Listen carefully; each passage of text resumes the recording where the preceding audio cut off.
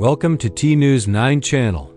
Today we're diving into chapter 17 of the novel My Wife is a Gangster, titled What They Say About Her. They talk about her a lot, in whispers, in fear, in stories that grow darker each time they're told. They say she's ruthless, cold, a monster who smiles while the city burns. They say no one dares to look her in the eyes, that her gaze can freeze your soul. I hear those stories all the time.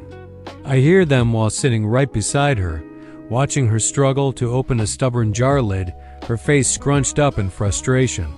It's a strange contrast, this legend and the reality I know. At meetings, it's just like the stories say, people avoid her gaze, hands shake. Voices drop to a hushed murmur when she enters the room.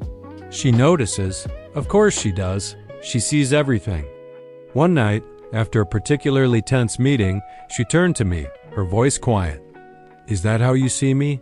As a monster?" I didn't answer right away. I thought of the battlefield, the cold orders she gives, the blood that's been shed on her command. It's all true, but then I thought of mornings like today. Her hair a complete mess, her forgotten coffee gone cold on the knit stand, and the way she laughs at the stupidest jokes. "No," I finally said, looking her straight in the eye. "I see the person who stays awake all night just to make sure everyone else can sleep safely." She looked away, a flicker of something vulnerable in her eyes before it was gone. "They don't need to know that," she whispered, her voice firm again.